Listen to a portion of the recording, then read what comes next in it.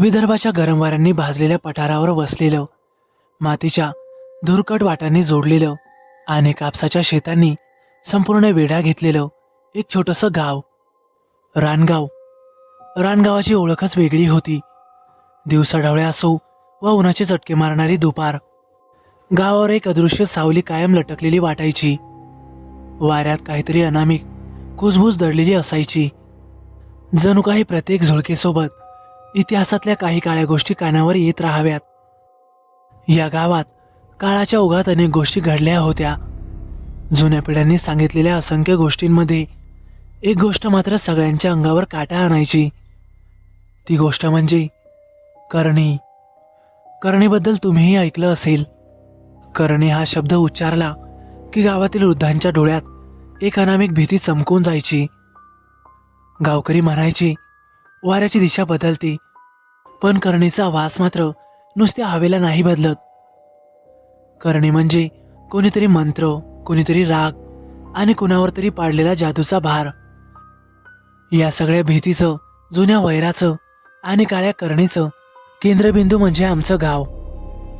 गावाच्या काठावरच एक मोडकळीस आलेलं काळं महादेवाचं देऊळ.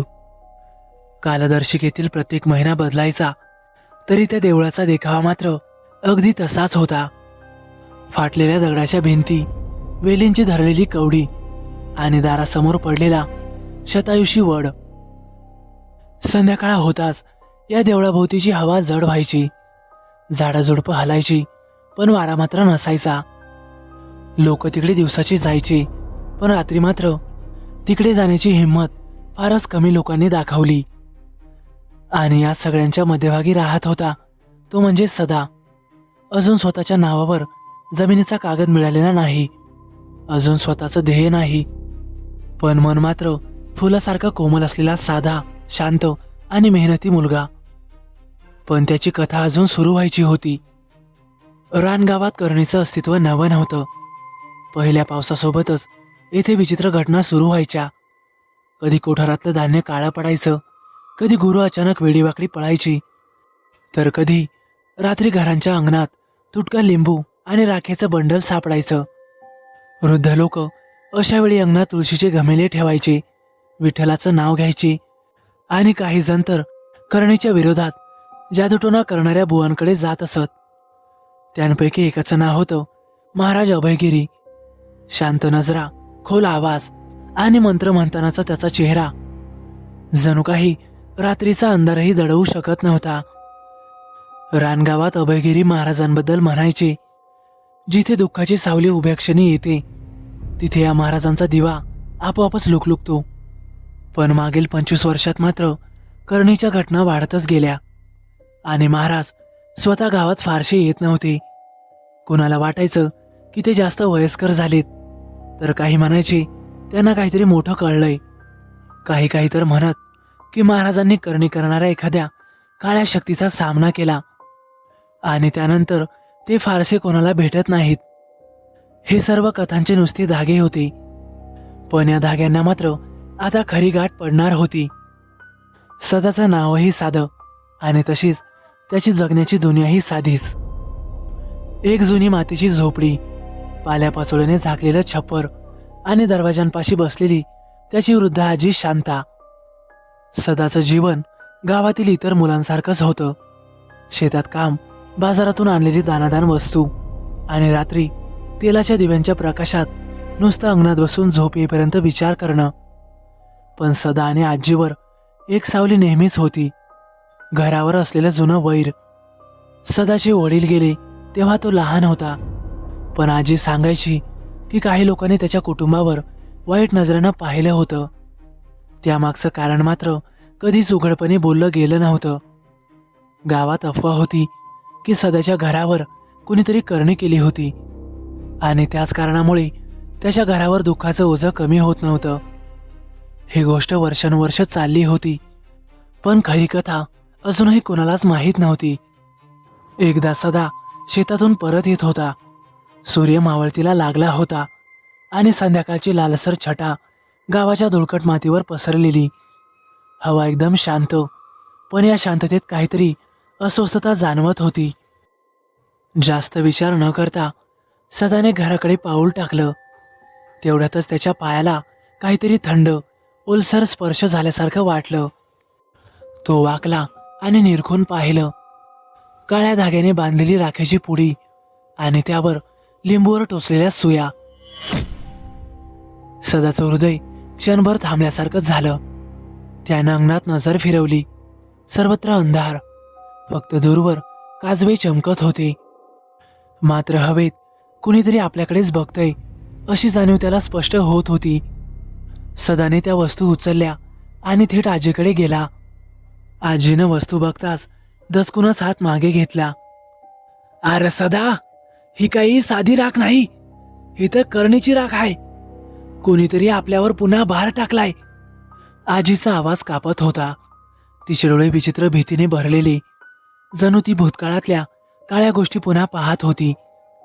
आजी, अगं कोण करणार असं? सदाने तिला विचारलं. आजी एकदम शांत राहिली.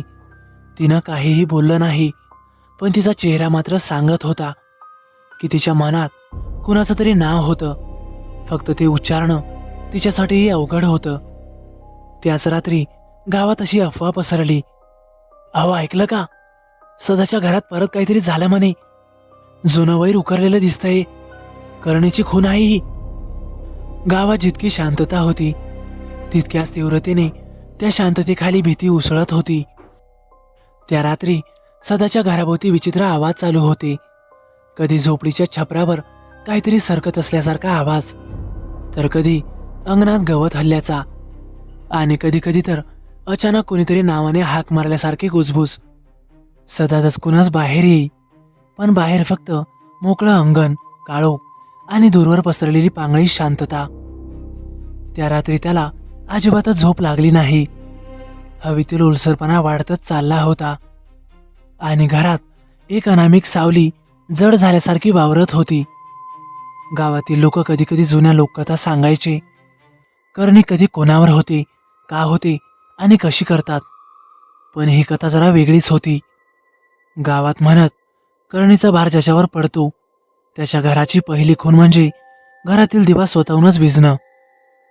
आणि नेमकं हेच पुढच्या काही दिवसात सदाच्या घरात घडायला लागलं.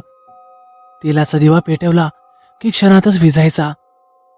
आजी म्हणाली, ही खून आहे रे सदा, कुणीतरी पुन्हा करणी केली वाटतं. सदाच्या अंगावर काटा आला. सावल्या आणि अंधार वावटळासारखं त्याच्या घराकडे येत होतं. पण त्याला अजून हे माहीत नव्हतं की ही फक्त एक सुरुवात आहे. कशीबशी सकाळ झाली. रानगावातल्या प्रत्येक घरातून सकाळच्या वेळेला धुरकट वास यायचा. कोण कुठे चूल पेटवत असे, तर कोण पानांच्या धुराने अंगण शुद्ध करत असे. पण सदाच्या घरात मात्र त्या सकाळी एक गडद शांतता पसरलेली होती. जणू रात्रीचा अंधार अजूनही उंबरठ्यात अडकून बसलेला होता. सदा झोपेतून उठला तेव्हा सूर्य फारच वर आला होता. पण घराच्या अंगणात मात्र अजिबात प्रकाश पोहोचत नव्हता. जणू काही प्रकाश स्वतःच घरावरून दूर जात होता. तो पाण्याच्या घागराकडे गेला तेव्हा त्याने पाहिलं, अंगणाच्या ओल्या मातीवर काहीतरी विचित्र आकार उमटलेले होते. ते आकार होते कोणाच्या तरी पायाचे, पण ते अजिबात माणसासारखे नव्हते. चपटे, लांब आणि मागच्या बाजूला वळत जाणारे. सदाच्या अंगावर सरसरून काटा आला. त्यानं आजीला हाक मारली. आजी, अगं इथं बघ, कोणाचे तरी ठसे आहेत. आजी झोपडीतून हळूच बाहेर आली. तिचे गुडघे कमजोर, पण नजरेत गेल्या रात्रीचा उरलेला भीतीचा धूर अजूनही स्पष्टपणे दिसत होता. ते ठसे पाहताच आजीचा चेहरा पांढरट पडला. अरे सदा, हे पायी चालणाऱ्या माणसाचे ठसे नाहीत, ती हळू आवाजात म्हणाली. कोणीतरी रात्री घराभोवती फिरतय आणि ते आपल्यावरच्या करणीशी जोडलेलं आहे. सदा एकदम निशब्द झाला. त्या दिवसापासून मात्र घरात काहीतरी विचित्र जाणवायला लागलं. तेलाचा दिवा पेटवला की काहीही कारण नसताना विझून जायचा. वात ओलसर व्हायची, पण घरात ओल नव्हती. कधी वात स्वतः जळून तुटायची. घराच्या मातीच्या भिंतीवर खालच्या बाजूला जणू कोणीतरी नखांनी ओढल्यासारखे लांबलचक ओरखडे दिसायला लागले. सदा हात फिरवून बघायचा, माती सैल झालेली नसे, फक्त ते ओरखडे अगदी ताजे. अजिबात वारा नसताना दार थोडं थोडं हालायचं, कधी आतमध्ये तर कधी बाहेर. जणू काही कोणीतरी दार उघडायचा प्रयत्न करत आहे. सदा झोपला की त्याच्या कानाशी हळूच आवाज यायचा, कधी नावाने हाक तर कधी पाण्याचा आवाज, आणि कधी कधी तर पावलांची ओझरती चाहूल. आणि ही सर्व कुजबूज नेहमीच अर्ध्या रात्री. सदा आधी एकदम शांत आणि साधा होता, पण आता त्याच्या चेहऱ्यावर कायम एक थकवा दिसू लागला. तो सावल्यांपासून घाबरू लागला. कुठे एकटं पाऊल टाकलं तरी त्याला असं वाटायचं की जणू काही मागून कोणीतरी चालत आहे. शेतात सुद्धा आता त्याचं मन लागत नव्हतं. त्याला आता शेतातही एक विचित्र भार जाणवत होता. त्याच्या कानात सतत काहीतरी अस्पष्ट आवाज घुमत राहायचा, कधी दूरच्या एखाद्या बाईच्या रडण्यासारखा, कधी मुलाचं हसणं, आणि कधी शेतातली झाडी हल्ल्यासारखी खडखड. पण सदा पाहायचा तेव्हा मात्र सगळं काही शांत. एका संध्याकाळी सदा अंगणात बसून दूरवर पाहत होता. सूर्य मावळत होता. गावाची धूळ लालसर छटा घेत हवेत उडत होती. अंगणातील तुळशीच्या कुंडीत वारा नसतानाही हलकीशी थरथर जाणवत होती. ती पाहून आजी सावकाश जवळ आली आणि सदाच्या बाजूला येऊन बसली. सध्या, तुला एक गोष्ट सांगायची आहे, ती हळू आवाजात म्हणाली. तिच्या आवाजात एक जडपणा होता. सदा तिच्याकडे वळाला. ती एकदम दबक्या आवाजात म्हणाली, अरे आपल्यासोबत हे पहिल्यांदाच होत नाहीये. तुझा जन्म होण्याआधी तुझ्या वडिलांच्या लग्नानंतरही एकदा असंच काहीसं घडलं होतं. सदा आश्चर्याने तिच्याकडे पाहत राहिला. आजीनं पुढं सांगितलं, अरे तुझ्या वडिलांचं काही लोकांशी जंगलातील जमिनीवरून भांडण झालं होतं. त्याच वैरातून कुणीतरी आपल्या घरावर करणी केली, आणि ती करणी जेव्हापासून गेली तेव्हापासून तुझी आई सतत आजारी पडायची.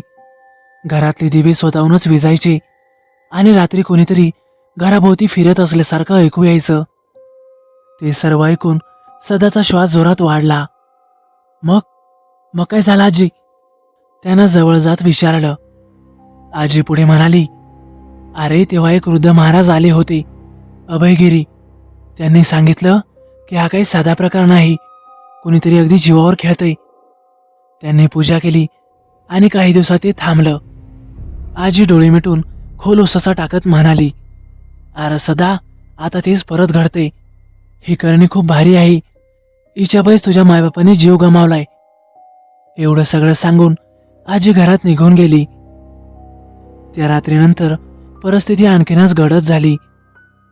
उन्हाळा असल्याने रानगावातली हवा एकदमच गरम होती, पण सदाच्या घरात मात्र एखाद्या कोटरासारखा थंडावा होता. अगदी हात थरथरावेत इतकं काहीसं गार. घराच्या शेडमध्ये बांधलेली गाय रात्री अचानकच जोरात हंबरायची, जणू काही तिला काहीतरी भयानक दिसतंय. मेंढ्या अंगणात एकमेकांना सरकवून उभ्या राहायच्या, पण घराकडे नजरही करायच्या नाहीत. एका दिवशी सदा रात्री अंगणात पाणी आणायला गेला होता. तेव्हा चंद्रप्रकाशात त्याला दिसलं. झोपडीच्या भिंतीवर त्याची सावली, पण हात त्याच्या शरीरापेक्षा जास्त लांब, आणि तो हात आपोआपच हलत होता. त्याच्या शरीरासोबत नव्हे तर स्वतःच्या मर्जीने. सदा भेदरून मागे हटला आणि सावली क्षणात गायब झाली. गावातल्या लोकांचं वागणंही बदललं. कुणीच सदाला बोलत नव्हतं. कुणी पळून पळून निघून जायचं, आणि कुणीच त्याच्या घराजवळही येत नव्हतं. गावातली एक बाई तर म्हणाली, सदाच्या घरावर कुणीतरी करणी केली या. आपण जर तिथे गेलो तर आपल्यालाही चिटकेल. सदा फारच एकटा पडला. एका रात्री सदा सहजच दाराच्या कोपऱ्यात ठेवलेल्या छोट्या आरशाकडे पाहतो. त्याचा चेहरा नाहीसा दिसत होता. आरशात फक्त एक काळं आणि धुसर धोक्यासारखं दिसत होतं. सदा घाबरूनच मागे सरकला, आणि तेवढ्यात त्या धोक्यातून एखाद्या स्त्रीचा डोळा अचानक चमकल्यासारखं दिसलं आणि क्षणात गायब झालं. आजी सदाला म्हणाली, अरे सदा, दिवा तुझ्या हातात विझत असेल तर हे समजून जा की भार तुझ्याकडे वळलाय. सदा झटक्यात दिवा उचलतो. वातीचा दिवा त्याच्या बोटांच्या स्पर्शातच अचानक विझतो. ते बघून आजी बसल्या बसल्या रडू लागली. ही करणी तुझंच बल पाहत आहे रे बाबा. काही दिवस घरातल्या घटनांनी सदा इतका घाबरला होता की तो एकटा एकटाच बोलू लागला. कधी स्वतः सावलींशी बोलायचा, कधी निरर्थक प्रश्न विचारायचा. त्याला आता झोपही येत नव्हती. शरीर थकलेलं, डोळ्यांखाली काळी वर्तुळं निर्माण झाली. कधी अचानक तो दाराकडे बोट दाखवून थरथरत ओरडायचा, तिथं आहे कोणीतरी, मी मी पाहिलं त्याला, मलाच बघतोय ते, आजी आजी बघ ना. पण आजीला मात्र काहीही दिसायचं नाही. एका दिवशी तो जागलीसाठी शेतात गेला. त्या जमिनीचा वास, काजव्यांचा मंद उजेड आणि वाऱ्याची झुळूक हे सगळं त्याला शांत करायचं. पण त्या दिवशी शेतात पाऊल टाकताच त्याला एक अनामिक भार जाणवला. जमिनीची माती ओलसर होती, पण पाऊस तर झालाच नव्हता. अख्खं शेत गप्प. कावळे, चिमण्या आणि वारा कसलीही चाहूल नाही. तरी कापसाची झाडं हलत होती. सदा त्यांच्या जवळ जातो आणि त्या झाडांमधून हलकासा श्वास घेण्याचा आवाज येतो. त्या रात्रीची शांतता जणू मातीखाली झोपलेल्या आत्म्यांनी गिळूनच टाकलेली होती. सदा शेतात बसलेला चंद्र गच्च ढगांमध्ये लपला. वाऱ्याचा आवाज कापरा झाला आणि विहिरीच्या बाजूने कोणीतरी मंदपणे चालण्याचा आवाज उठला. सदाचं हृदय जोरजोरात धडधडू लागलं. आणि तेवढ्यातच अचानक त्याच्या नजरेसमोर शेताच्या अगदी शेवटी एक काळसर आकृती उभी दिसली. बारीक, उंच, केसांचे भोळे वाऱ्यात उडणारे. तिचा चेहरा दिसत नव्हता, पण तिची नजर जणू सरळ सदाच्या अंगावर खेळलेली. कोण आहे ते? कोण आहे तिकडं? कोणी बोलत का नाही? कोण आहे तू? सदा मोठमोठ्याने ओरडू लागला. पण समोरून मात्र उत्तर एकदम शून्य. ती सावली हळूहळू त्याच्याकडे सरकू लागली. त्याच्या पोटात थंडगार लाट उठली. त्याचे पाय थरथरू लागले. सावली जवळ येताच हवा अचानक जड झाली. जणू काही पृथ्वीच त्याच्या भोवती आवळली असावी. आणि त्या क्षणी पाठीमागून थंडगार हात त्याच्या खांद्यावर पडला. सदा दचकूनच वळाला, तर मागे ते महाराज होते. दीपाच्या मंद उजेडात त्यांचा चेहरा एकदम गंभीर आणि डोळे लालसर. ते एकदम शांत आवाजात म्हणाले, सदा, ही करणी तुझ्या घरावर कोणीतरी रागाने केलेली आहे. आताची ही सावली करणीला जोडलेली आहे. अजिबात घाबरू नकोस. डोळे मीट आणि माझ्या मंत्रावर लक्ष धर. महाराजांनी हातातला कमंडलू उघडला. धुराचे गुच्छ त्यातून बाहेर फिरू लागले. हवेत एक विशिष्ट गंध पसरला. ती सावली आता फक्त काहीच अंतरावर होती. तिचा खरखर आणि धडधड असा काहीसा आवाज वाढत होता. महाराजांचा मंत्रोच्चार सुरू झाला. ओम हिम क्लीम. हवा हलली. जमिनीवर माती उडू लागली. सावलीचे रूप थरथरू लागले. एक भली मोठी किंकाळी, एकदम थंड आणि कर्णकर्कश. आणि ती सावली क्षणार्धात धुरासारखी आकाशात विरघळून गेली.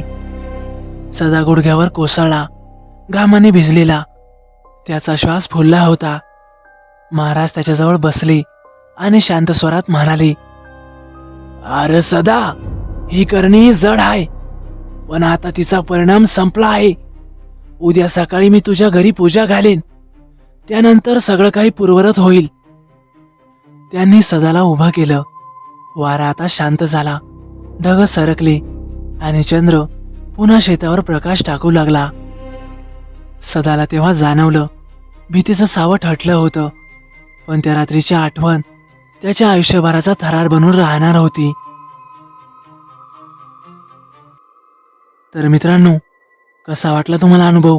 आवडल्यास नक्की लाईक करा, कमेंट करायला विसरू नका. आणि हो, आपल्या चॅनलला आतापर्यंत सबस्क्राईब केलं नसेल तर नक्कीच सबस्क्राईब करा आणि बाजूला येणाऱ्या बेल आयकॉनलाही नक्की दाबा. तर चला मग भेटूया उद्या एका नवीन कथेसह. धन्यवाद.